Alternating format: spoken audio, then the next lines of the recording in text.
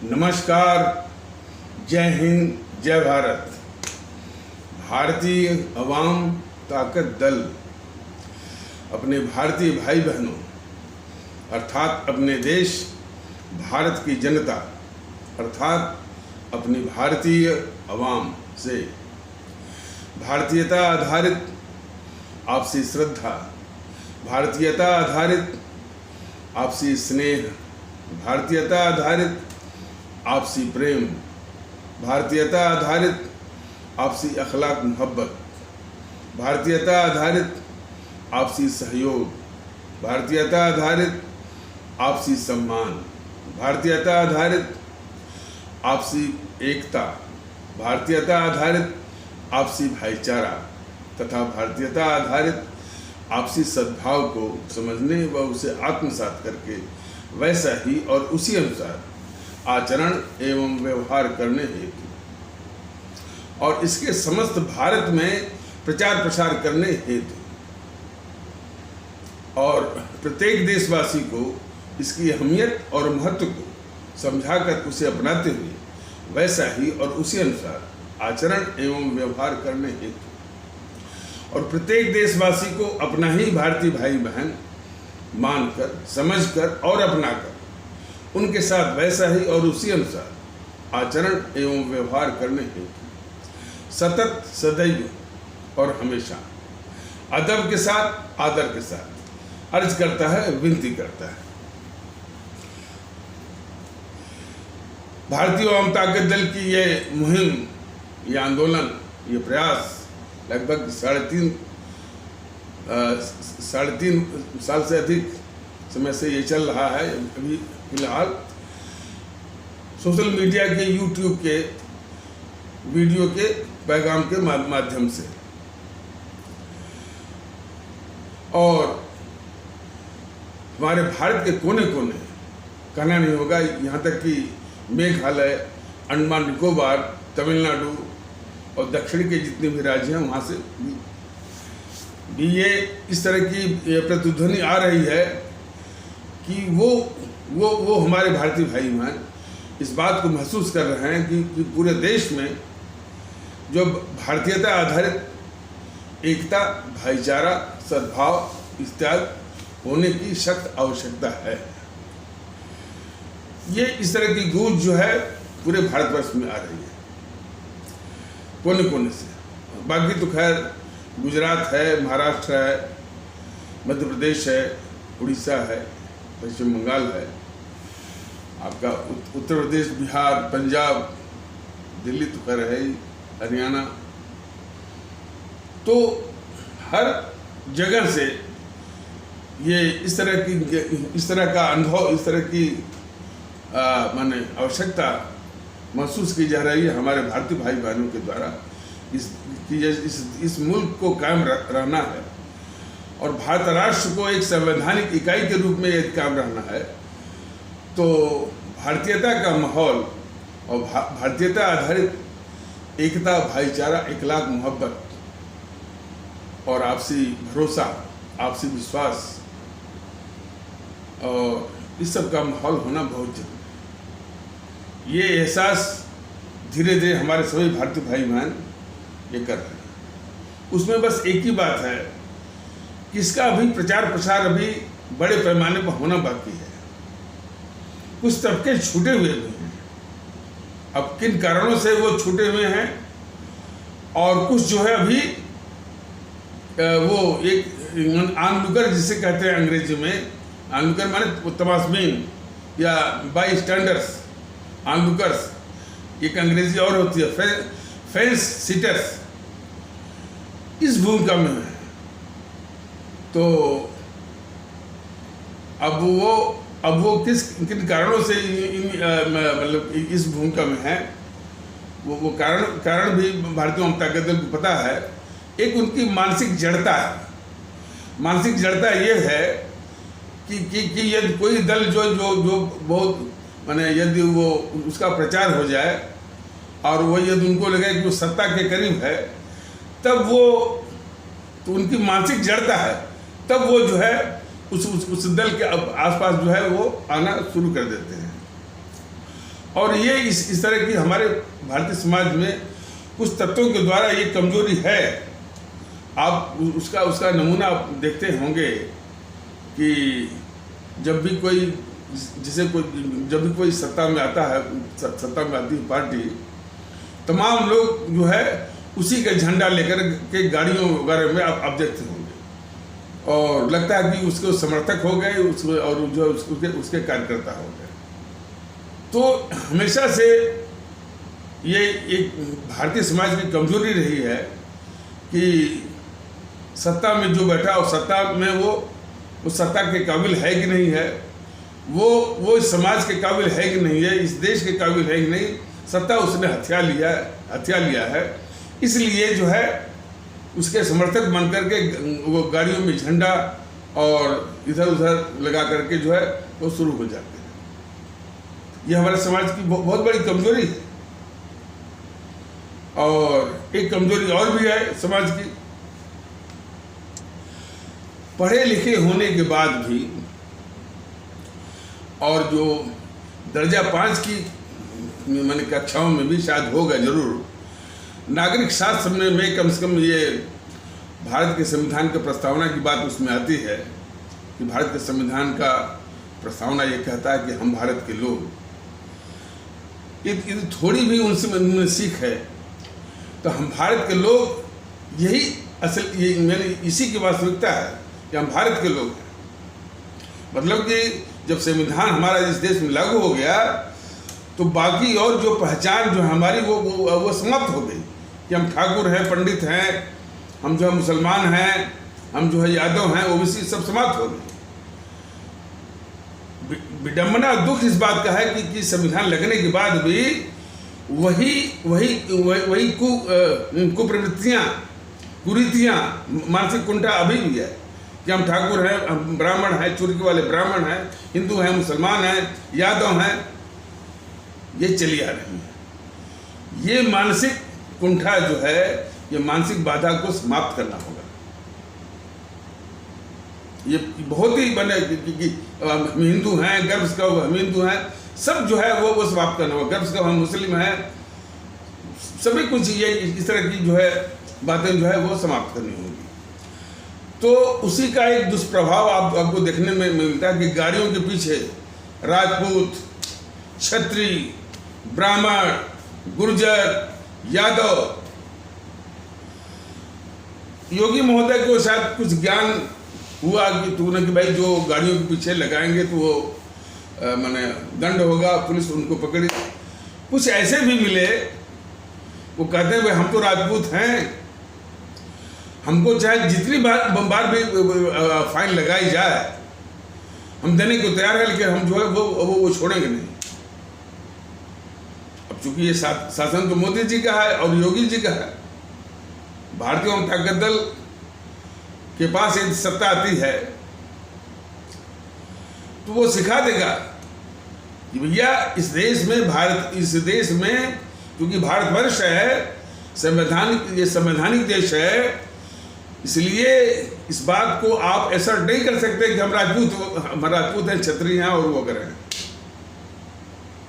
इसमें जो है यानी जो कानूनी जो संवैधानिक जो अस्तित्व आपका है कि भारतीय है, और इस तरह से बोल करके कि हम ठाकुर हैं, राजपूत हैं, समाज में इस तरह से जो है एक भेद विभेद बिल्कुल नहीं चलेगा। तो भारतीय जनता दल का यदि शासन आता है तो भारतीय की तरह, अच्छा इसका किसी और एपिसोड में बताया भी गया था, इसका प्रचार नहीं करना है, इसका कोई एडवर्टीजमेंट नहीं करना है, बस ये मन में होना चाहिए कि हम भारतीय हैं और हमारे सभी देशवासी भारतीय हैं। इसलिए कोई भी भेदभाव मैंने आपके बर्ताव में नहीं होना चाहिए, चाहे दफ्तरों में, चाहे सामाजिक सामाजिक कोई भी विधि प्रक्रिया हो रही है उसमें भी, और कोई सहयोग करना है, कोई उनको कोऑपरेट करना है, उनमें भी जो है मन में कोई भेदभाव नहीं होना चाहिए। बस यही होना चाहिए कि हमारे खुद के भारतीय भाई होते, चाहे वो हमारा भारतीय भाई बहन तमिलनाडु में रहता हो, चाहे वो अंडमान निकोबार में रहता हो, चाहे वो लक्षद्वीप में रहता हो, चाहे केरल में रहता हो, चाहे गुजरात में रहता हो, चाहे वो जम्मू कश्मीर में रहता हो, चाहे वो मणिपुर में रहता हो। ये सभी अपने भारतीय भाई बहन हैं। इस भावना से ही जो है बर्ताव होना चाहिए। इसी बात की जो है मैंने इस बात के महत्व को जो है बताने की भारतीय जनता दल बार बार कह रहा है। तो भारतीय जनता दल तो इसकी आवश्यकता बताता है, लेकिन जो राजनीतिक दलों के वेश में हैं, समाज की विखंडनकारी ताकतें, वाकई में यदि ये चुनाव आयोग वास्तव में भारतीयता के दृष्टिकोण से काम करता तो इनके चरित्र को जरूर देखता और ये सबकी मान्यता जो है वो रद्द कर देता।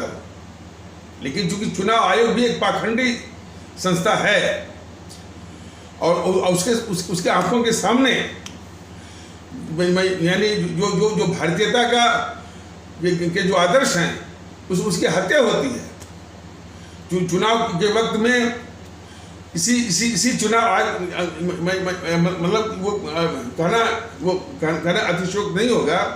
इसी चुनाव आयोग की आंखों के सामने हिंदू एकता की बात होती है, गुर्जर सम्मेलन होता है, ब्राह्मण सम्मेलन होता है, लेकिन ये धृतराष्ट्र की तरह जो है अंधा बन करके बिल्कुल वो देखता रहा। तो ये बीमारी अपने आप नहीं है, संस्थाओं की जो निष्क्रियता है उसका जो है वो दुष्परिणाम है कि ये जैसे बीजेपी वो हिंदू एकता की बात करती है। यदि चुनाव आयोग ईमानदार होता अपने कर्तव्य में तो तुरंत इसकी मान्यता को रद्द कर देता। जिस तरह से व्यवहार राहुल गांधी करता है, दिन रात इस देश के साथ गद्दारी करता है, तो चुनाव आयोग जो है निश्चित रूप से इस कांग्रेस की मान्यता को रद्द कर देता। लेकिन ये सब जो है बिल्कुल पाखंडी किस्म की जो है ये संस्थाएं हैं और जिनका यानी वो भारतीयता से और भारतीय एकता से के प्रति कोई संवेदना नहीं है। बस एक जो है एक नॉर्मेटिव अपना एक संस्था वो बनाए हुए हैं। तो प्रॉब्लम जो है अपने आप ऐसे नहीं है। तो उसी तरह से वो सुप्रीम कोर्ट के विषय में है। सुप्रीम कोर्ट में एक दिन बोला कि हाँ भाई ये भारतीयता का व्यवहार होना चाहिए। अरे भाई कम से कम आप सुओ मोटो कॉग्निजेंस लेकर के ये चुनाव आयोग को आदेश देते कि जो भी संकीर्णता आधारित जाति आधारित ये आरजेडी कब से जो है एमवाई समीकरण की बात करता है। आरजेडी बिहार में कब से ये एमवाई समीकरण की बात करता है। ये सुप्रीम कोर्ट को भी दिखता है और चुनाव आयोग या भारत निर्वाचन आयोग को भी दिखता है। सवाल ये उठता है कि आखिर ये धृतराष्ट्र की तरह आंखें क्यों बंद कर रखते हैं, जो बिल्कुल सरेआम जो है जातीय आधार पर समाज को विखंडित करने की इनकी गतिविधि 24 घंटा जो है वो चलती रहती है, सिर्फ जातीय आधार पर। और यदि वाकई में ये न्यायालय या सर्वोच्च न्यायालय या माननीय उच्च न्यायालय जो भी है, माननीय सर्वोच्च न्यायालय और जो ये आदरणीय जो है ये भारत निर्वाचन आयोग, यदि वाकई में भारत के संविधान के प्रति समर्पित है, जैसा कि वो शपथ भी लेते हैं, तो भारत के संविधान की धज्जियां जो है वो भारत के संविधान के आदर्शों की धज्जियां उड़ाई जाती हैं इन जाति आधार पर जो समाज को विखंडित करके यानी वोट और सत्ता हथियाते हैं। इनकी मान्यता जो है फोर्थविथ तुरंत इनकी मान्यता रद्द करने के लिए या तो सर्वोच्च न्यायालय वो आदेश देता है इनको उनको चुनाव आयोग को या चुनाव आयोग भी अपना फर्ज समझ करके, एक राष्ट्रीय फर्ज समझ करके, भारतीय फर्ज समझ के इनकी मान्यता को जो है वो रद्द कर देता है। भारतीय जनता ताकत दल का ये कहना है कि भाई इन संस्थाओं की जो है जो पाखंडी चरित्र है और इसी के कारण यानी इस तरह की जो समाज में विखंडनकारी ताकतें जो राजनीतिक दलों का वेश वहन करके या वेश में जो है बस जातीय आधार पर, सांप्रदायिक आधार पर और ये बीजेपी वो हिंदू एकता के आधार पर ये सत्ता जो है बटोर है, सत्ता पर काबिज है। तो संवैधानिक जिम्मेदारी सबकी है।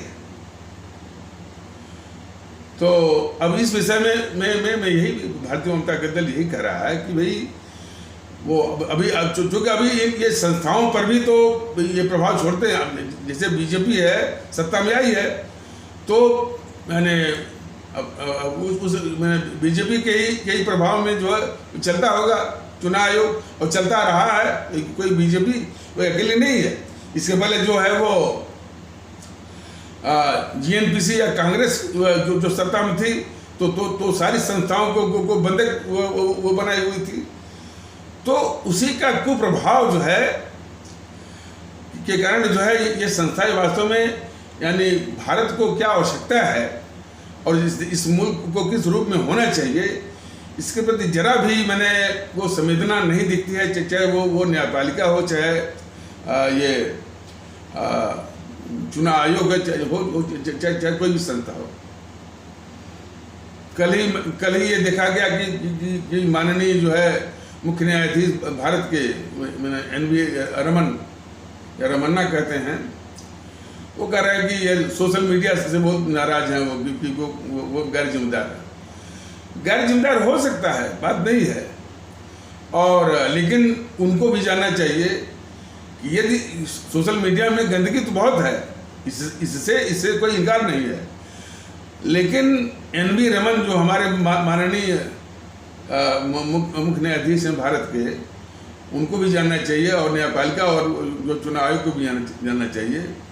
यह सोशल मीडिया ही है जो कि सबके बारे में कम से कम कुछ खबरें लाकर बताता है। नहीं तो अब तक जो प्रिंट मीडिया या अखबार जो भी उल्टा सीधा वो भी जीएनपीसी के पक्ष में जो छाप दिया करते थे वही लोगों के दिमाग में घुसा हुआ था। अब उनकी वास्तविकता को लाने वाला सोशल मीडिया ही है।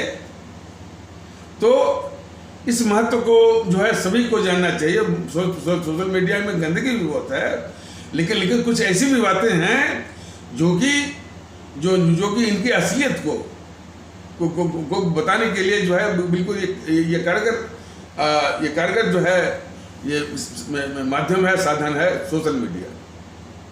सोशल मीडिया न होता तो पता भी नहीं चलता कि इसकी जो है वो सोनिया गांधी की यानी क्या कारगुजारियाँ हैं, राहुल गांधी की यानी क्या जो है वो कारगुजारियाँ हैं। वरना तो जो पेपर द हिंदू में, इंडियन एक्सप्रेस में, टाइम्स ऑफ इंडिया में छाप देते वह आपके सामने आता है।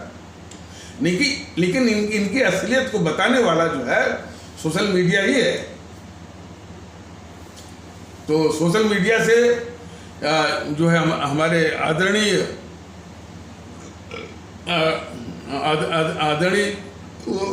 NV रमन माननीय मुख्य न्यायाधीश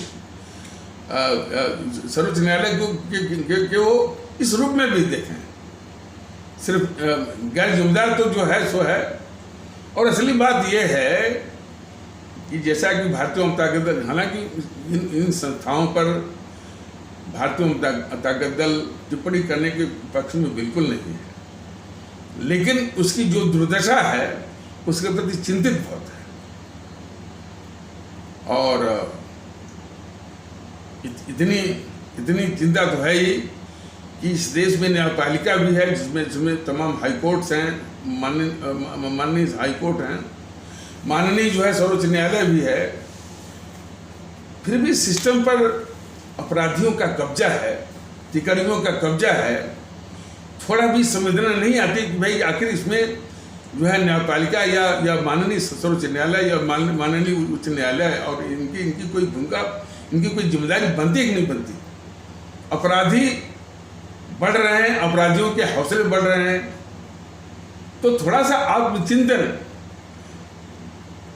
वो मान क्या कहते हैं उसको अंग्रेजी में, वो इंट्रोस्पेक्शन तो करें, आत्मचिंतन तो करें कि ये कि इस स्थिति के लिए वो भी जिम्मेदार हैं, वह इनको रोकने के लिए क्यों विफल है। हालांकि बराबर उनकी जिद्दा रहती है कि जनता का भरोसा, अभी भी भरोसा सर्वोच्च न्यायालय पर है, इस पर भी हमको कहना नहीं है। लेकिन जब जो है प्रभावशाली लोगों का ही केस जो है वो चलता है सुप्रीम कोर्ट में, जब सुप्रीम कोर्ट में कपिल सिब्बल खड़े हो जाएं और अभिषेक मनु सिंह भी खड़े हो जाएं, दुष्यंत दवे खड़े हो जाएं और मुकुल रोहतगी खड़े हो जाएं, प्रशांत भूषण खड़े हो जाए, वही केस चलता है, बाकी खारिज होते हैं। मुकेश अंबानी का केस आ जाए तो तुरंत लग जाता है, बाकी आम लोगों का केस जो है वो पीढ़ियाँ वो लग जाती, नहीं लगता है। तो ये सब मूलभूत प्रश्न हैं कि विशेषाधिकार वाले यानी प्रिविलेज लोगों का, रसूख वालों का ही जब प्राथमिकता मिलेगी इन संस्थाओं में, जो है इन संस्थाओं में या सर्वोच्च न्यायालय जैसे संस्थाओं में, तो इसके लिए आत्मचिंतन, इंट्रोस्पेक्शन, आत्ममंथन करने की जिम्मेदारी खुद जो है वो संस्था की बनती है। और मैं भी इस देश का नागरिक हूँ और हमारे देश की संस्था की ये दुर्दशा है, हम भी जो है वो चिंतित हैं इसके लिए। तो हम तो कह सकते हैं, और लेकिन आत्मचिंतन करने की आवश्यकता जो है इन संस्थाओं की है कि आखिर इस देश में इतना अपराध बढ़ रहा है और अपराधी जो है सिस्टम पर काबिज हो रहे हैं। मानता हूँ कि इसमें मुख्य गलती जनता की ही है, लेकिन आपकी क्या भूमिका रही है कि इसको कम करने के लिए, इसको सोचिए ना।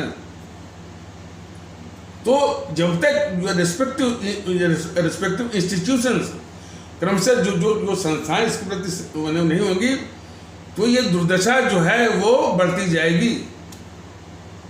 और सर्वोच्च न्यायालय या जो हमारे माननीय सर्वोच्च न्यायालय, माननीय हाईकोर्ट जो है, इस बात का भी चिंतन करें, जो भारतीय जनता दल का ये वो बराबर कहता रहा है कि इन संस्थाओं में इस जीएनपीसी ने जो है अपने और वामपंथियों के एजेंट भरे हुए हैं।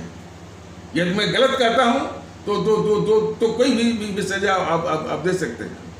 और उसमें से ये कॉलेजियम सिस्टम, तो ये सारी बातें हैं।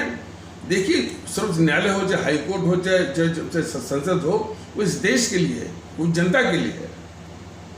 और जनता इससे त्रस्त हो, कुछ रसूख वाले ही जो इसका फायदा उठाएं, यह इस देश को बर्दाश्त नहीं है। हमारी आवाम से क्या गलती हो रही है, ये बराबर 3-4 साल से मैं YouTube के माध्यम से मैं उसको मैं निवेदन कर रहा हूँ, समझा रहा हूँ, बता रहा हूँ कि सारे जो है इस स्थिति की जड़ में आवाम ही है, भुगतने वाली आवाम ही है, मैं बता रहा हूँ। अपनी भारतीय आवाम जो है, इसके हाथों में हमारे जो है इतनी महान आत्माओं ने, डॉक्टर राजेंद्र प्रसाद, बाबा साहब भीमराव अंबेडकर और भी कई महान देशभक्त अपने पौने 3 साल से भी अधिक अथक परिश्रम करके भारत का संविधान का निर्माण किया, और निर्माण करके हमारे भारतीयों के हाथ में एक अमोघ अस्त्र दिया, मताधिकार का, राइट टू वोट, वोट देने का। आज तक जो है हमारे जो भारतीय भाई बहन हैं, इस अमोघ अस्त्र की कीमत वो समझे ही नहीं। इनकी यानी जो मताधिकार का क्या क्या दुर्दशा हो रही है, समझे नहीं। प्रधानी का इलेक्शन हो जाके देख लीजिए, इस अमोघ अस्त्र की मंडी लगती है, बिकता है ये मत, दुर्दशा तो है। और चाहे विधानसभा का चुनाव हो चाहे लोकसभा का चुनाव हो, वो पैसे बढ़ते हैं, पैसे पर बिकते हैं। तो ये सारी बुराइयों के लिए भारतीय जनता दल बराबर समझा रहा है कि इन पर अपने अमोघ अस्त्र का दुरुपयोग करके आप किसको चुनते हैं? यानी भारतीय समाज के दुश्मनों को और देश के दुश्मनों को। अब जैसे उदाहरण के लिए राहुल गांधी इस देश का दुश्मन है, क्या शक है भाई? बराबर ये चीन का पक्ष लेता है, चीन की कम्युनिस्ट पार्टी से इसने जो है समझौता किया हुआ है। डोकलाम का मुद्दा 4 साल पहले जब हुआ था, जबकि चीन और भारत के बीच में तनातनी और युद्ध जैसी स्थिति बनी हुई थी, उस दौरान भी जो है रात के अंधेरे में चोरी छुपे ये जो दुश्मन चीन के राजदूत से मिलता है। तो भारतीय जनता दल तो मैंने कुछ नमूने के तौर पर बता रहा है, तो ये देश का खतरनाक वो शत्रु है।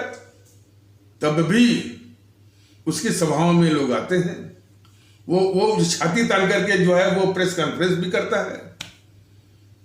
और यही नहीं, मैंने दुखड़ा यही तक नहीं है, ये बीजेपी जो अपने को राष्ट्रवाद कहती है, इस राहुल को गद्दार नहीं मानती है। दुर्दशा यहां गद्दार भी नहीं मानती है, वो कहती है विरोध पक्ष जो इस देश का दुश्मन बना हुआ है। मैं यही सवाल भारतीय जनता दल जो है ये इन मीडिया वालों से पूछना चाहता है, पत्रकारों से पूछना चाहता है, बौद्धिक वर्ग से पूछना चाहता है, बीजेपी से पूछना चाहता है कि जो इस देश का शत्रु है उसको आप बोलते हैं कि ये जो है वो विरोध पक्ष है। सिर्फ इसलिए कि जनता जो है अभी उस भ्रम में और मानसिक गुलामी के चलते जो है इनको चुन दिया। और इस बीजेपी की गद्दारी का तो कोई आलम ही नहीं है। जितने भी ये भारत के शत्रु हैं राजनीतिक दलों के वेश में या किसी भी रूप में, उनको ये सब बोलते हैं कि उनको बीजेपी वाले बोलते हैं कि ये देश के दुश्मन नहीं है, देश के गद्दार नहीं है, ये मोदी विरोधी है। मोदी विरोधी कहते ही देश के दुश्मन, देश के गद्दारों से वो पाप अपने आप धुल जाता है कि ये देश के गद्दार। तो इस तरह की साजिशें जो है, ये साजिश ही है बीजेपी की, देश के गद्दारों के ऊपर से, देश के गद्दारों के ऊपर से उनकी गद्दारी का पाप धुलने के लिए।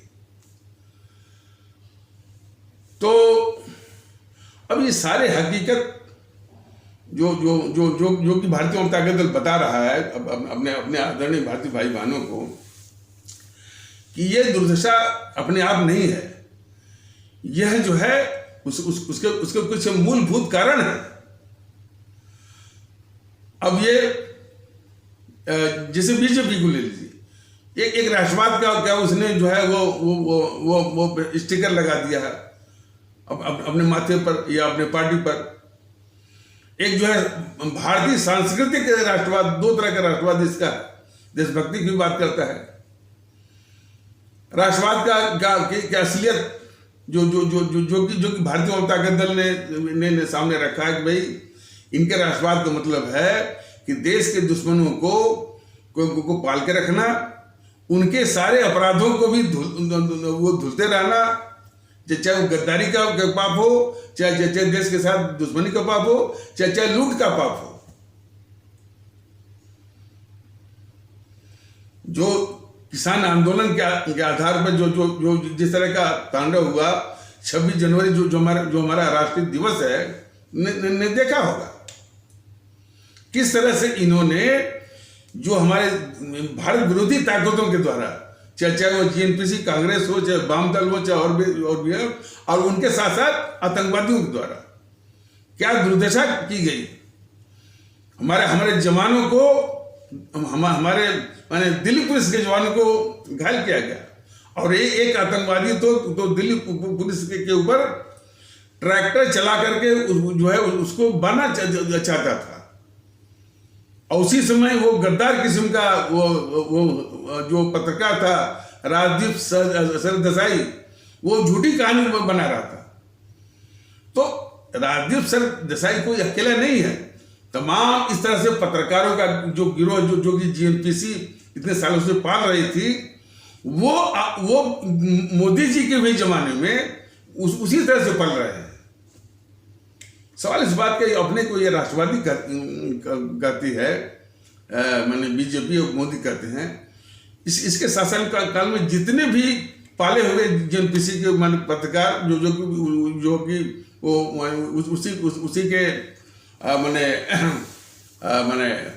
रमो करम पर और तमाम इस तरह की जो है वो लारगेसी और सुविधाएं और लॉलीपॉप के आधार पर जो है उनको पाल रखा है।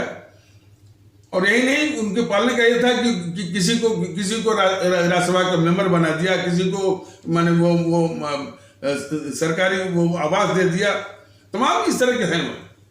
तो इस तरह से पाल के जो रखे थे, वो वाकई में जो है जीएनपीसी की चाटुकारिता करते हैं, उसके पापों को भी ढक रहे थे, और जो है उनकी एक झूठी महिमा मंडन भी झूठी महिमा मंडन का एक वातावरण भी बनाते थे। वो सारे के सारे जो है भारत के दुश्मन पत्रकारों का गिरोह जो है अब भी मोदी जी के शासनकाल में वो बदस्तूर जो है सक्रिय है, भारत विरोधी। उन भारत विरोधी पत्रकारों को, चाहे मीडिया को, चाहे राजनीतिक दलों को, बौद्धिक वर्ग को, ये बीजेपी वाले बोलते हैं कि मोदी विरोधी है। ये बहुत बड़ी साजिश है। साजिश ये है कि इतनी खतरनाक, अब जैसे वामपंथी हैं, सरेआम जो है वो चीन का समर्थन करते हैं, और ये भी है कि वो चीन की फंडिंग पर इस देश को, भारत को अंदर से कमजोर करने की साजिश उनकी बराबर वो चलती रहती है। हमेशा उनके दिमाग में प्राथमिकता चीन की रहती है भारत के ऊपर, और इसी देश में रहते हैं और इसी देश का खाते हैं। तो बीजेपी वाले उनको भी पाल रहे हैं, और उनको समर्थन क्या करते हैं, कम्युनिस्ट वाले तो खत्म हो गए। इस तरह की बातें फैलाने की कम्युनिस्ट खत्म नहीं हुए, अभी भी कोई इस तरह से आंदोलन खड़ा करना हुआ, दिल्ली को ये घेर लेना है, मिनटों में ये कम्युनिस्ट वाले लाल झंडा लेकर के वो घेर लेंगे आपको। ये बना रहे हैं ना express way, highway, dedicated freight corridor, वो 1 मिनट में वो घेर के बैठ जाएंगे, और 6 महीने वो बैठ जाएंगे, 6 महीने। और ये तो सामने की बात है। अरे दिल्ली को घेर करके ये वामपंथी समर्थित, जीएनपीसी समर्थित, आतंकवादियों के समर्थित जो है कुछ तत्व जो कि किसान का मुखौटा पहन करके घेर के बैठे थे। क्या किया मोदी ने? सिर्फ कायरता, घुटने टेका, और दिल्ली वासियों को, दिल्ली के आसपास के रहने वालों को क्या तकलीफें दिया इन मोदी महोदय ने। तो मालूम है कि जब भी कोई समस्या लाएंगे ये देश विरोधी ताकतें, चाहे जीएनपीसी वाले हों चाहे वाम दल वाले हों, तो पहले तो इनको देश का दुश्मन नहीं मानते हैं, कहते हैं कि ये सब मोदी विरोधी है। ये बहुत बड़ी साजिश है। जैसे वाले जो देश के लिए खतरनाक हो, उसको कहा जाए नहीं भाई ये हमारा जो है वो प्रतिद्वंदी है, व्यक्तिगत। तो व्यक्तिगत प्रतिद्वंदी तो हो सकता ही है। इसमें यानी इसमें कौन बड़ा दोष और बड़ी बुराई। लेकिन लेकिन बड़ी बुराई तब है कि जब वो देश के लिए वो खतरनाक और देश का शत्रु है। तो देश के शत्रुओं को ये बीजेपी के प्रवक्ता नेता कहते हैं कि ये मोदी विरोधी है।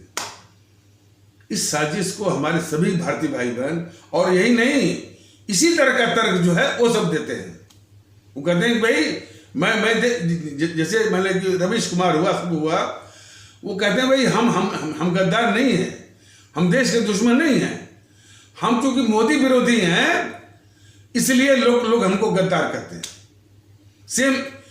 सेम लाइन ऑफ आर्गुमेंट दोनों का, बीजेपी के नेताओं और जो है समर्थकों के द्वारा, और जो देश के गद्दार किस्म के, देश के दुश्मन टाइप के, उनका भी तर्क की लाइन दोनों एक ही है। तो सवाल इस बात का है कि भारतीय जनता के दल तो बता रहा, समझा रहा है, लेकिन इस सारी समस्याओं की जड़ जो है हमारी आवाम है। वो समझे इस बात को अभी भी। अच्छा, तो इतनी जो है देश से संबंधित मार्मिक बातें, देश से संबंधित यहाँ तक कि भाई जो कुछ कमी जो है इसमें, हालांकि भारत निर्वाचन आयोग हुआ, हमारी जो न्यायपालिका में भारतीय जनता दल कहता रहता है, और वो बस यही कहता है कि जो हमारी ये संवैधानिक संस्थाएं हैं, न्यायपालिका है, जो चुनाव आयोग है, ये जो है यानी भारतीयता के प्रति और मैंने उतनी संवेदनशील नहीं है। और दूसरी जो है कि ये जो आपराधिक वृत्ति का आपराधिक और तिकड़मी से मतलब मैनिपुलेटिव जो वृत्ति काफी बढ़ रही है, तो इन संस्थाओं की जो धृतराष्ट्र वाली जो एटीट्यूड है, जो उनका दृष्टिकोण है, उसके कारण जो है काफी इनको बढ़ावा मिलता है। इसके लिए खुद आत्ममंथन करने की जरूरत है, चाहे वो भारत निर्वाचन आयोग हो, चाहे जो है वो न्यायपालिका हो।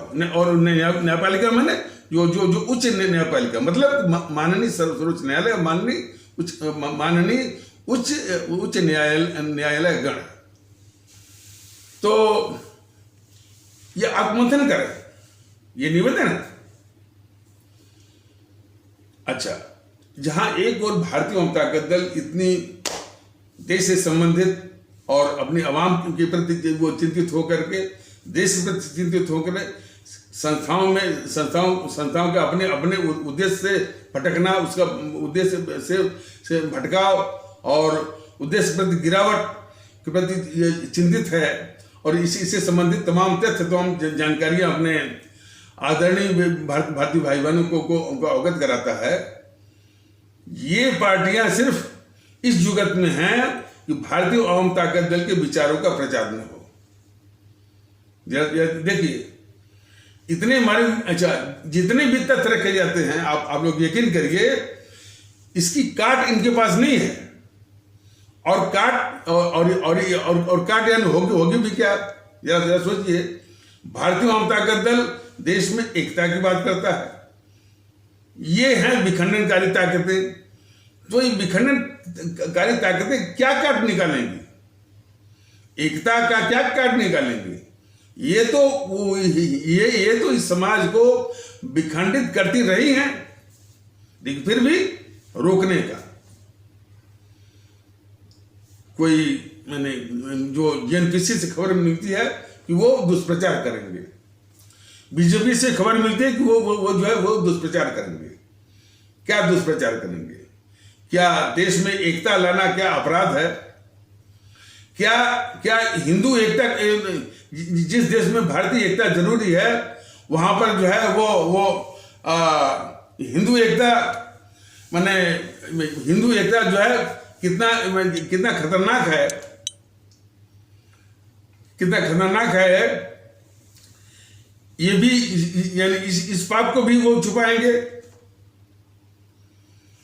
और यही नहीं, मतलब कि ये भारतीय जनता दल के विचार को रोकने के लिए माने किस तरह से वो, माने किस तरह से वो, यानी घिनौनी उपाय, पहले तो जो है धमकी देते थे, गुंडों गुंडों और माफियाओं की भाषा में। हमने पता कर लिया है, वो यूट्यूब वाले सर को हम देख लेंगे, उठवा लेंगे, इस तरह की भाषा है। हालांकि ये बातें जो मैं कह रहा हूं ये इनकार भी कर सकते हैं।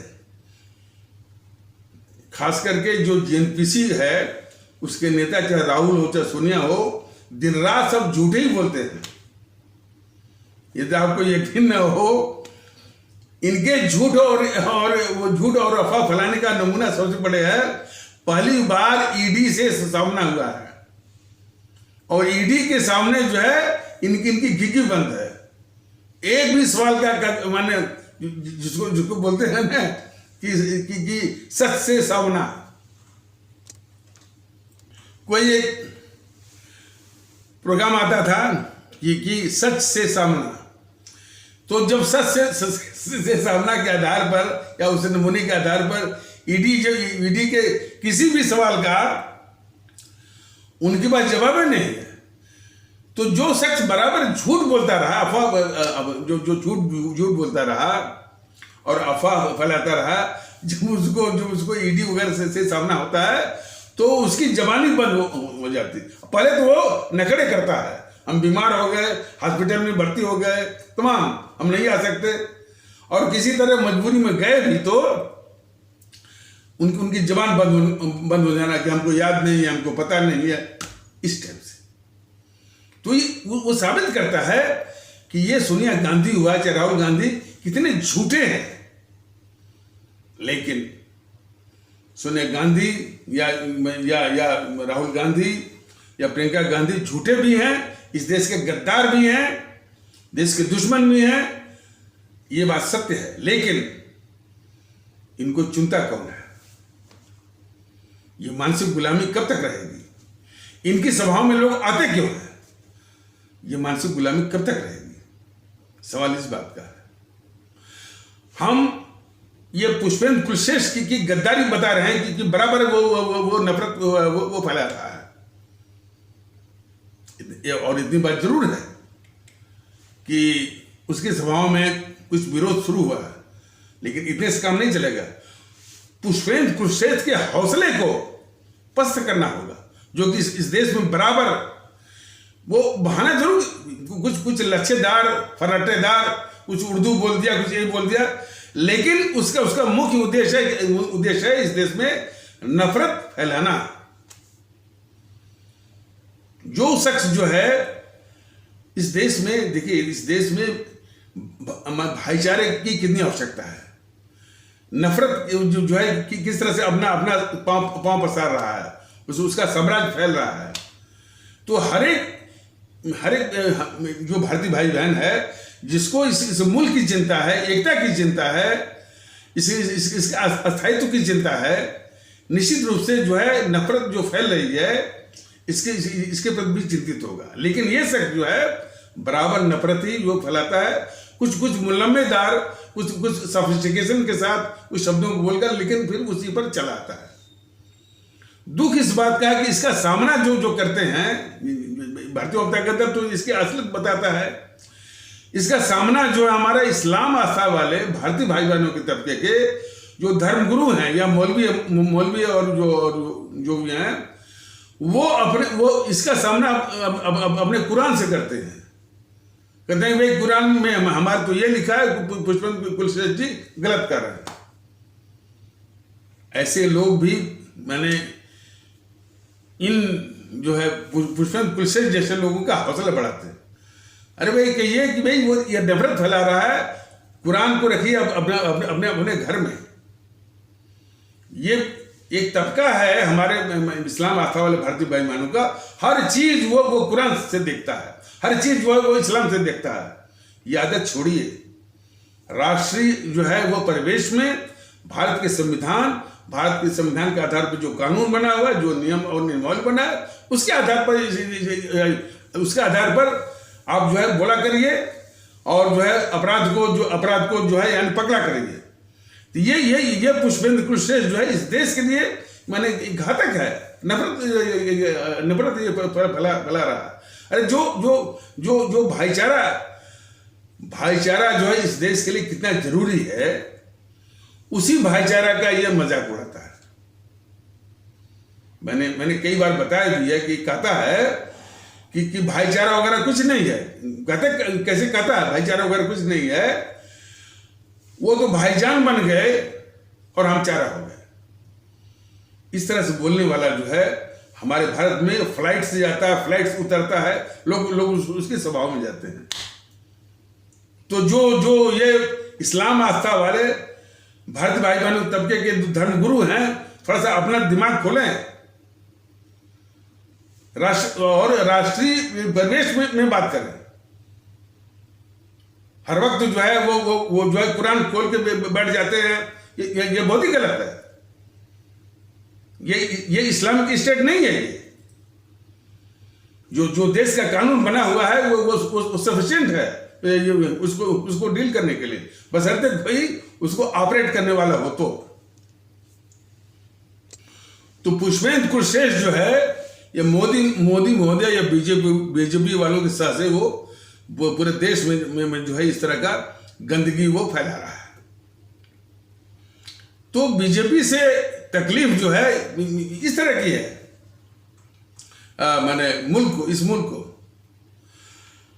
अब देखिए, हाँ, तो इतनी जो है कीमती जानकारियां, तथ्य जो है भारतीय जनता दल कहां से लाकर अपने अवाम को बताता है। इसकी काट किसी भी दल में नहीं भाई कि हम मान लीजिए काट मतलब मान लीजिए किसी को गलत लगता है जो जितने तक तो भारतीय जनता दल अब तक जो है 3.5 साल के आसपास मैं समझता हूँ कि हजार के आसपास वीडियो जो है वो जारी हो गए होंगे। तो उस सारे तथ्यों का जवाब मैंने उसके जवाब में उसके काउंटर में कोई जवाब इनके पास नहीं है, कोई नैतिक साहस इनके पास नहीं है, कोई नैतिक बल नहीं है, कोई तार्किक वाला। 2-3 तरीका, ये या तो गुंडागर्दी माफियागिरी उठा लेंगे, मैंने पता कर लिया है, पानी बहुत सर से ऊपर बह रहा, गुंडों वाली भाषा। तो सारे तथ्यों का इनके पास कोई तार्किक जवाब नहीं है, नैतिक साहस नहीं है, सिर्फ जो है कैसे रोका जाए। अब सवाल है कि जनता, हमारी भारतीय अवाम जागृत हो रहे हैं कि नहीं भाई भारतीयता के आधार पर एक होना चाहिए, तो ये क्या रोकेंगे? ये तो जो इनकी करतूत है कि इस देश को विखंडित करते रहे हैं। अब भिन्न रूपों में, जैसे आरएसएस है, अब कहता है कि आरएसएस कहता हम सांस्कृतिक संगठन है। क्या सांस्कृतिक संगठन हो बताओ ना। हर वक्त जो है इस देश की सबसे बड़ी अभिशाप जो है जेएनपीसी है, उसको बचाने की साजिश चलती रहती है इस आरएसएस की। इसका उदाहरण मैं आपको बता रहा हूं। एक सोशल मीडिया पर पोस्ट मैंने देखा तो लिखा होता है कि वेब सीरीज जो है उनका नाथूराम गोडसे पर जो फिल्म बनी है कि मैंने गांधी को क्यों मारा, ये रिलीज हो गई, इसको देखिए। हमने उसके जवाब में ये लिखा कि इसकी जरूरत नहीं है। उस मोहनदास करमचंद गांधी की हत्या में वो गद्दार तो दोनों थे। गद्दार जो है गद्दार मोहनदास करमचंद गांधी भी था, इस देश का गद्दार। और बहुत ये नेहरू तो जो है जिसके विषय में भारतीय जनता दल ने कई बार अपने आदरणीय भारतीय भाई बहनों को बताया है कि यह भारत विरोधी अंतर्राष्ट्रीय साम्राज्यवादी ताकतों का बहुत ही खतरनाक ताकतों का बहुत ही खतरनाक भारत विरोधी एजेंट था। मैं फिर से अपने भारतीय भाई बहनों को, क्योंकि इतने शब्दों का प्रयोग इसलिए किया जाता है कि ठीक से इसका चरित्र जो है समझने की आवश्यकता है। इस गद्दार नेहरू के जो सही जो चरित्र है उसको समझने की आवश्यकता है। तो मैं फिर से कह दे रहा हूं कि यह भारत विरोधी अंतर्राष्ट्रीय साम्राज्यवादी ताकतों का बहुत ही खतरनाक भारत विरोधी एजेंट था। और भारत का ऐतिहासिक सर्वाधिक गद्दार और बहुत ही घातक दुश्मन था। ये चरित्र है नेहरू का। लेकिन ये जेएनपीसी वाले जो है वो चाटुकार, वो इतिहासकारों का एक गिरोह तैयार कर लिया। चाटुकार जो है पत्रकारों का गिरोह तैयार कर लिया। चाटुकार मीडिया का गिरोह तैयार कर लिया। चाटुकार जो है वो भौतिक वर्ग का गिरोह तैयार कर लिया। इन सारे गिरोहों के द्वारा ये सारे मैंने भारत के खिलाफ गद्दारियों को ढकना और एक झूठी महिमा मंडन का वातावरण जो है वातावरण तैयार करना। बताइए ना कि जो देश को बांटा हो, 25 से 30 लाख लोगों को मरवाया हो और झूठ बोलता रहा है ये मोहनदास करमचंद गांधी कि पाकिस्तान मेरी लाश पर बनेगा, मेरी लाश पर बनेगा, तमाम जो है वो बोलता रहा और अंत तक बोलता रहा। और देश ने भरोसा किया इसके ऊपर, इस मोहनदास करमचंद गांधी की ये बुढ़ा जो जब कह रहा है, जब ये कह रहा है तो भाई ये निश्चित है कि ये जिद्दी आदमी है और जो है ये मैंने कि आंदोलन करेगा और अभियान चलाएगा, धरने पर बैठ जाएगा, आमरण अनशन करेगा, मर भी जाएगा, तब भी ये देश को बंटने नहीं देगा। लेकिन किसी को क्या मालूम कि ऊपर से ये बोल रहा था ये मोहनदास करमचंद गांधी कि पाकिस्तान मेरी लाश पर बनेगा और अंदर ये नेहरू को प्रधानमंत्री बनाने के लिए देश बांटने में देश को विभाजित करने में इसकी मुख्य भूमिका थी। तो ऐसे गद्दार, ऐसे विश्वासघाती को कोई इंसान ने बना दिया वो राष्ट्रपिता, सत्य का पुजारी, अहिंसा का पुजारी, अपने देश में नहीं पूरे विश्व में झूठा। ऐसे ही जो है देश के गद्दारों की अभी भी पूजा कर रहे हैं मोदी जी। और थोड़ी सी देखिए, सुभाष चंद्र बोस का यदि सामने आते, हमारे चंद्रशेखर आजाद सामने आते तो इन समूहों की बखिया और आते और कम से कम देश में जो है देशभक्ति का वातावरण आता। मुल्क कैसा होना चाहिए उसकी भी एक सही रूपरेखा भी आती। लेकिन जिस तरह से इनको पृष्ठभूमि में रखा एनपीसी वालों ने, उसी प्रकार बीजेपी वाले भी, सुभाष चंद्र बोस हुए, चंद्रशेखर आजाद हुए, इनको हमेशा पृष्ठभूमि में रख करके सिर्फ दो को जानबूझ के लाते हैं, गोडसे को और उसको। तो आ जाए उस तथ्य पर जो हमने कहा था कि इस तरह का किसी ने पोस्ट डाला कि ये वेब सीरीज पर जो है वो नाथूराम गोडसे की फिल्म कि मैंने गांधी को क्यों मारा, जो है इसको प्रसारित करिए। तो हमने ये कहा कि भाई उस पर डाला कि भाई ये इस तरह का प्रसारित करना गलत है। तथ्य ये है कि उस मोहनदास करमचंद गांधी की हत्या में वो जो नेहरू था, जवाहरलाल नेहरू था, उसकी प्रमुख भूमिका थी। अब उस नेहरू को बचाने के लिए ये आरएसएस की साजिश है कि उसने नाथूराम गोडसे को लाया और उसको सिखा पढ़ा करके तुमको कुछ और नहीं करना है, तुमको बस यही रट लगानी है कि हमने गांधी को मारा, हमने गांधी को मारा, तो तुमको बस यही, तुमको ये बोलना है या तुमको यही रट लगानी है। और उसी के आधार पर उसने किताब भी लिख दिया कि मैंने गांधी को क्यों मारा। तो ये तथ्य जो है देश को बताने की जरूरत है कि मोहनदास करमचंद गांधी की हत्या में वो नेहरू की मुख्य भूमिका थी। उस नेहरू को बचाने के लिए ये आरएसएस वालों की साजिश है क्योंकि वो गोडसे को सिखा पढ़ा कर भेजे थे। ये तथ्य जो है पूरे देश को जानना चाहिए कि आरएसएस हर वक्त जो है इस अभिशाप जीएनपीसी को हमेशा से बचाती रही है। ये चरित्र है उसका।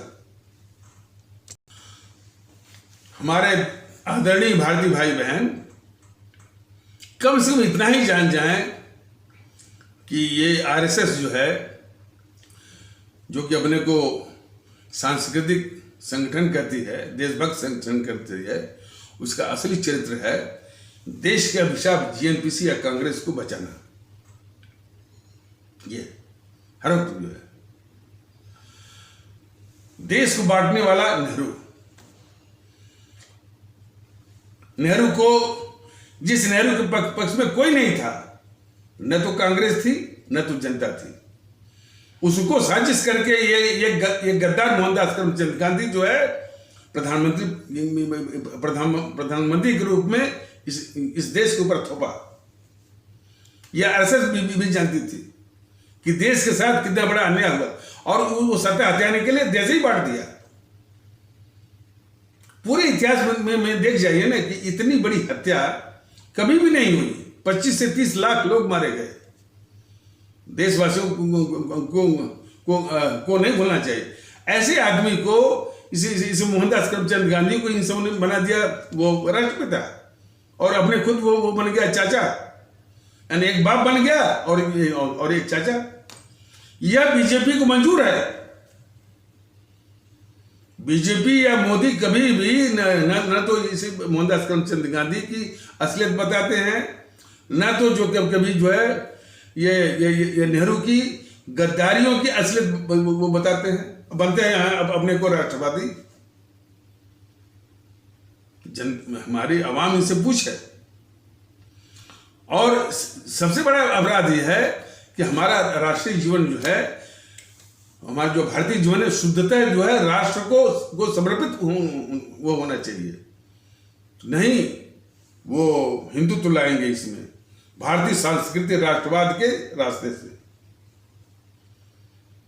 और वो पुष्पेंद्र कुलशेखर बोलेगा कि इस देश से और भारत के संविधान से भी ऊंचा है वो सिविलाइजेशनल कल्चर। इस तरह की बात जो पुष्पेंद्र, जो भाषा पुष्पेंद्र कुलशेखर बोलता है वही भाषा जो है हिमांशु त्रिवेदी झूठ मूठ का। हमारे यहाँ पर विज्ञान था, फलानी था। क्या विज्ञान था बताओ ना? न्यूटन का ला था। न्यूटन ने तीन फंडामेंटल जो है वो ला बताए थे, वो था पहले। बेकार की बातें जो है हमेशा झूठ बोलते बोलते जो है इन सबों का हौसला, इन सबों का मन बढ़ गया है। तो बात इतनी से कि भारतीय जनता दल अपने परिश्रम से जो जिन तथ्यों को ये सब छिपाए हुए थे, उन्हीं तथ्यों को, और वो तथ्य इस देश के लिए बहुत जरूरी थे, और जो इनकी गद्दारी को भी छिपाए थे, इनके असली गद्दारी के असली चरित्र को सामने ला रहा है। तो ये जो जागरूकता आ रही है अपने अपने भारतीय भाई बहनों में, अभी बड़े पैमाने पर नहीं है, मानता हूं बड़े पैमाने पर ये जागरूकता नहीं आई है, लेकिन आ रही है धीरे धीरे। इतने से ही बस जो है अब भारतीय आवाम ताकत दल को कैसे रोकें, इसकी एकता के विचारों को कैसे रोकें, और इस एकता से इतनी चिढ़ है बीजेपी, भारतीय एकता से इतनी चिढ़ है बीजेपी को कि उसके जो छुट भैया कहते हैं कि हमको कहते हैं कि एकता के कुत्ते, कभी कहते हैं कि बस एक ही बात, सनातन क्या होगा।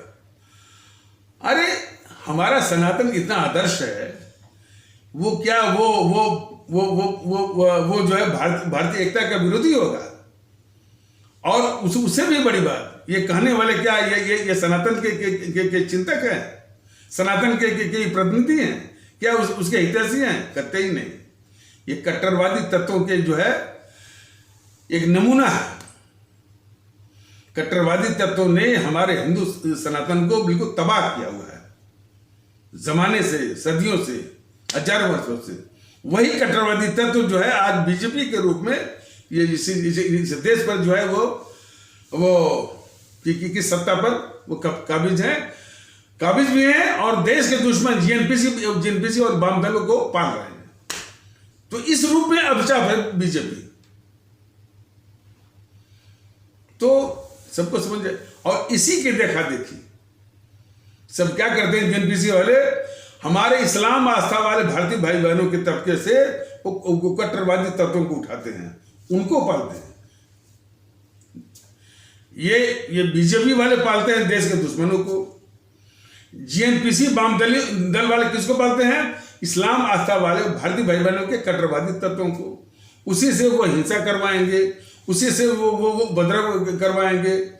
जब कोई कार्रवाई होगा तो उसके समर्थन में खड़े हो जाएंगे। तो कोई वामपंथी का नेता, कोई वामपंथी का वकील और असदुद्दीन का कोई आदमी, और फिर पीएफआई का, जिस मान लो पीएफआई है तो पीएफआई के विषय में तमाम बातें, ये पीएफआई के ये मॉड्यूल है और ह्यूमन मिसाइल या मैन मिसाइल, तमाम बातें करते रहते हैं। लेकिन पीएफआई किसने पैदा किया, पीएफआई को संरक्षण कौन दे रहा है, इस पर एक बात नहीं बोलते हैं मीडिया वाले। तो वही जैसे मैंने बताया कि ये जो निष्क्रियता है चुनाव आयोग की, ये जो है बिल्कुल निष्क्रियता है मैंने न्यायपालिका के या माननीय सर्वोच्च न्यायालय की, उसी प्रकार ये मीडिया वाले भी इस देश के शत्रु हैं। शत्रु इस मामले में है कि एक तो देश में नफरत कैसे फैलाई जाए, ये दिन रात करते रहते हैं, हिंदू मुस्लिम हिंदू मुस्लिम हिंदू मुस्लिम। और ये बीजेपी जानबूझ करके पीएफआई की जानकारी इसको दे रही है। जिस पीएफआई को नष्ट में नाबूद करना चाहिए बीजेपी को, 8 साल से मोदी जी हैं, उसको नष्ट में नाबूद न करके एक कहानी दे देते हैं इनको, मीडिया वालों को, ताकि वो नफरत फैलाएं हमारे इस्लाम आस्था वाले भारतीय भाई बहनों के तबके के खिलाफ। और ये भी नहीं बताते हैं कि इस पीएफआई की जड़ कौन है। जेएनपीसी है, जेएनपीसी ने इसी पीएफआई को पैदा किया और उसके कई विंग हैं, विंग तो कई हैं, लेकिन खास करके सिमी भी है, एसडीपीआई भी है। एसडीपीआई के प्रवक्ताओं को बुलाते हैं सब ये मीडिया वाले। तो मीडिया वाले भी तो गद्दार हुए ना इस देश के। भारतीय जनता दल को ये बस यही चिंता है कि हमारी जो आदरणीय भारतीय अवाम है, इसके हाथ में एक अमोघ असर है मताधिकार का। मताधिकार का अमोघ असर होते हुए भी उसका इतना दुरुपयोग हो रहा है कि भारतीय समाज के जो शत्रु हैं, जो और शत्रु माने वो जो विखंडित करने वाले, भारतीय समाज को तोड़ने वाले, और उनको ये उसी अमोघ असर से भेज रहे हैं और फिर उनके पापों को झेल भी रहे हैं। तो इतनी बड़ी दुर्दशा है कि अमोघ असर मेरे पास और उनके पापों को झेलने वाले हम ही। और फिर क्या, फिर आंदोलन करिए। तो इस प्रकार सबसे अमोघ असर भी मेरे पास है। और हम जो समाज के जो है, हालांकि कुछ लोग बोलते हैं कुपात्री मान लीजिए, कुपात्रों को भेज करके फिर हम जो है वो निराश हो जाते हैं कि साहब इस देश में कुछ हो ही नहीं सकता है, ये और यही लोग जो है वो चुने जाएंगे।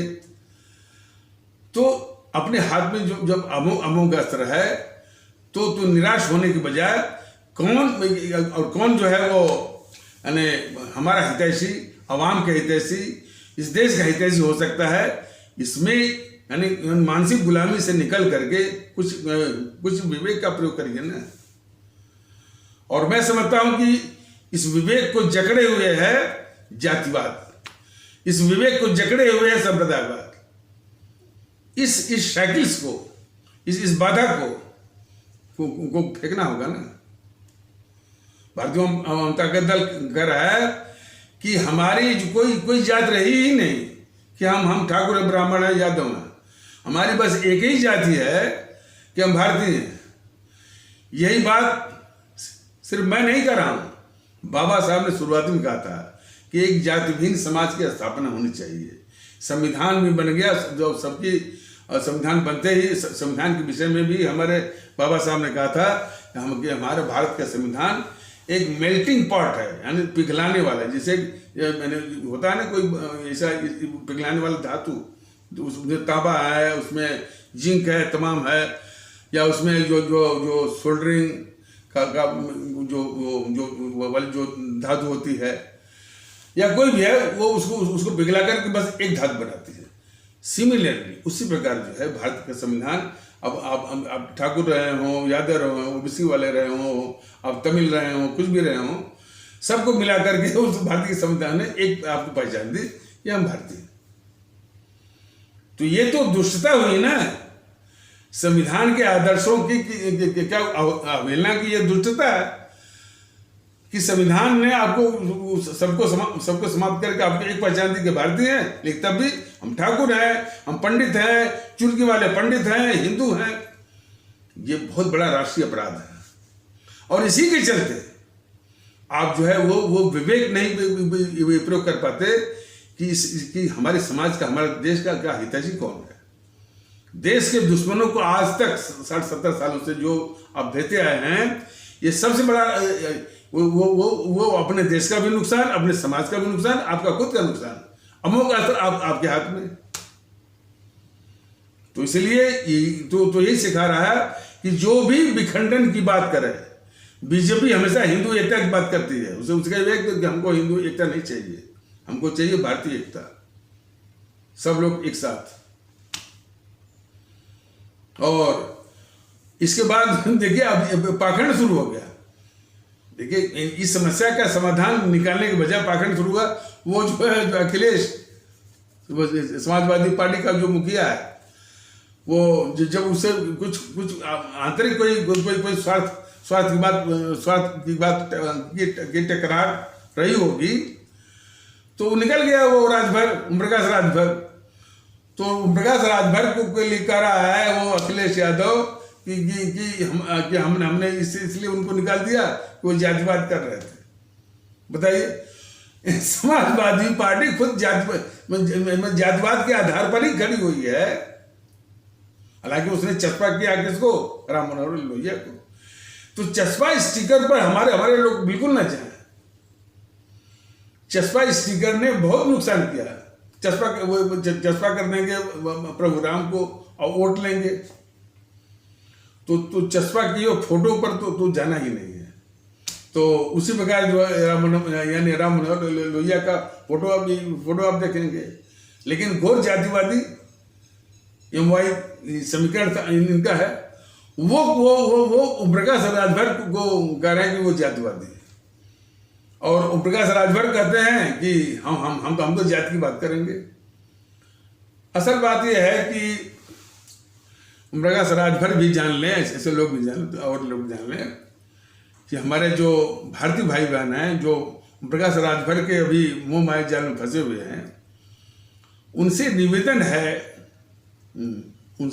है वो भारतीय भाई बहन जो ओम प्रकाश राजभर के इस तरह के मैंने वो विखंडित करने वाली जो उनकी सोच है, उसके जाल में जो फंसे हुए हैं, तो उन भारतीय भाई बहनों से निवेदन है कि ऐसा सबक सिखाइए वो ओम प्रकाश राजभर को जो जात की बात पर अभी भी अड़े हुए हैं।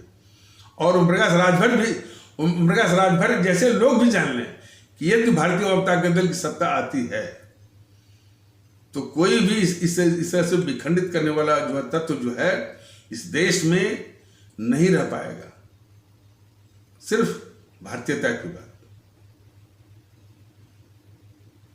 चाहे वो मेघालय हो, चाहे मिजोरम हो, चाहे नागालैंड हो, चाहे अरुणाचल प्रदेश हो, चाहे असम हो, चाहे त्रिपुरा हो, चाहे सिक्किम हो, और चाहे हमारा लक्षद्वीप हो, चाहे अंडमान निकोबार हो, चाहे तमिलनाडु, केरल, कर्नाटक, आंध्र प्रदेश, तेलंगाना, गुजरात, महाराष्ट्र, उड़ीसा, मध्य प्रदेश, छत्तीसगढ़, उत्तर प्रदेश, उत्तराखंड, बिहार, झारखंड, आपका ये हिमाचल, हरियाणा, पंजाब, राजस्थान, जम्मू कश्मीर, पश्चिम बंगाल, जो है ये सभी जो है ये भारतीयता के सूत्र में बांधने की परम आवश्यकता है। कल भी बोला गया था कि सुभाष चंद्र बोस की फोटो लगाती है ये ममता बनर्जी।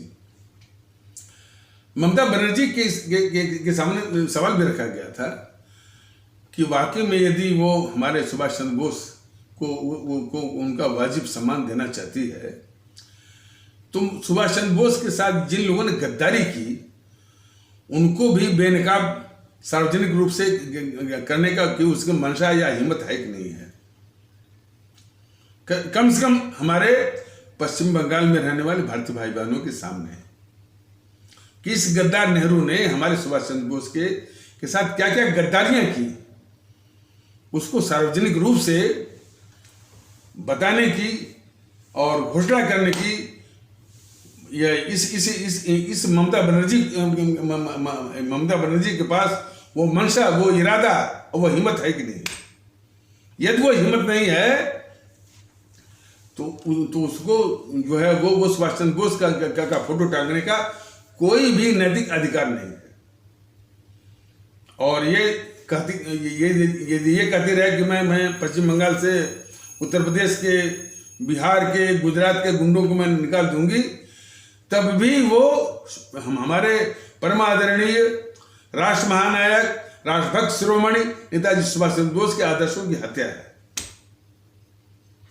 तो ऐसे पाखंडियों को भी जवाब देना है। और खास करके पश्चिम बंगाल में हमारे इस्लाम आस्था वाले भारतीय भाई बहन, एक तो अपने को वो मुसलमान करना छोड़ दे, और हमारे दूसरे भी जो तबके हिंदू सनातन के पश्चिम बंगाल में रहने वाले, वो भी उनको मुसलमान न कहें। वो बोले कि हमारे ये भारतीय भाई बहन है, इस्लाम आस्था, इनकी आस्था इस्लाम की है। तो और इसको सबक सिखाएं, इस ममता बनर्जी को सबक सिखाना बहुत जरूरी है। और एक बात और, भारतीय जनता का दल सिर्फ यूट्यूब के माध्यम से वो नहीं है, ये साधन जुटा रहा है, संगठन भी बना रहा है।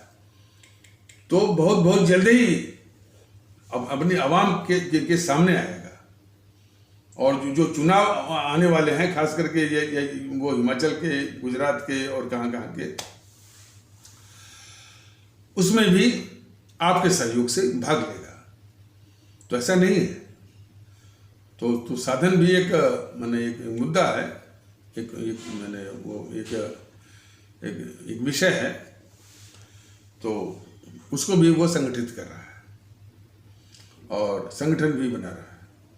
और जो भी संवैधानिक प्रक्रिया है, चुनाव वगैरह, उसमें वह हिस्सा लेगा। तो ऐसी बात तो इस तरह का भ्रम कुछ भ्रम फैलाते हैं कि यूट्यूब वाले सर कहीं और दिखते हैं क्या। देखिए, एक और तो कहते हैं कि हम इनका पता ढूंढ लिए हैं, इनको उठवा लेंगे। एक और जो है वो गुंडे की जो भाषा, माफिया की जो भाषा है कि हमने पता कर लिया है, पानी सर से बहुत ऊपर उठ गया है। इन कांग्रेसियों को, बीजेपी वालों को जितने भी ये मार्मिक तथ्य रखे जाते हैं अपनी आवाम के लिए, इनके लिए नहीं, अपनी आवाम के लिए, तो इनके पास इनका जवाब नहीं है। इनके पास सिर्फ वही गुंडई वाली बात। और हमारे भारतीय भाई बहन इनसे पूछे कि भाई आप भारतीय एकता का विरोध क्यों कर रहे हैं। तो इनसे निपटने का बहुत आसान तरीका है। इनसे जो हमारी आवाम है, इनसे निपटने का बहुत आसान तरीका है। ये मान लीजिए कि ये सब झूठे ही बोलते हैं। इनकी कोई भी बात को आप जो है यकीन करना छोड़ दीजिए। कोई बात करते हैं, उसको तुरंत जो है उसको कूड़ेदान में डाल दीजिए, बस। मैंने जीएनपीसी का, मैंने कांग्रेस का कोई भी नेता हो, बीजेपी का कोई भी नेता हो, उसकी बात को महत्व मत दीजिए, तो तुरंत उसको कूड़ेदान में डाल दीजिए। ये सब झूठे ही बोलते हैं। देश को बचाना है और एक माहौल लाना है विश्वास का, सत्यता का, देशभक्ति का, भारतीयता का। तो इन्हीं आवश्यक शब्दों के साथ इस आवश्यक इन पर चर्चा को यहीं पर विराम दिया जाता है। तब तक के लिए नमस्कार, जय हिंद, जय भारत।